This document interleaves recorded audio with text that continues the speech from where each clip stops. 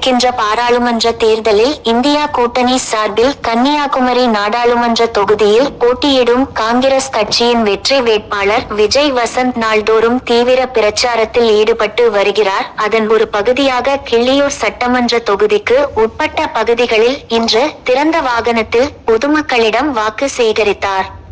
கிள்ளியூர் சட்டமன்ற தொகுதிக்குட்பட்ட திக்கனாங்கோடு சந்திப்பில் இன்றைய பிரச்சாரம் துவங்கியது.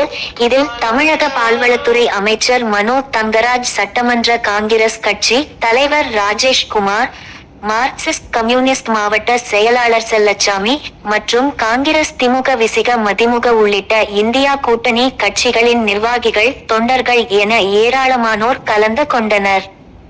வாக்கு சேகரிப்பதற்காக புளியமூடு, கருங்கல், சடையன் காடு, வெட்டுவிளை, நடுத்தேரி உள்ளிட்ட பல்வேறு பகுதிகளுக்கு சென்ற நமது காங்கிரஸ் கட்சியின் வெற்றி வேட்பாளர் விஜய் வசந்திற்கு பொதுமக்கள் தங்கள் இல்லங்களில் இருந்து வெளியில் வந்து கையை அசைத்து தங்களது வாழ்த்துக்களையும் ஆதரவையும் தெரிவித்தனர். மேலும் மேளதாளங்கள் முழங்க பொன்னாடை அணிவித்தும் மாலை அணிவித்தும் ஆரத்தி எடுத்தும் பொதுமக்கள் தங்களது மகிழ்ச்சியை வெளிப்படுத்தினர்.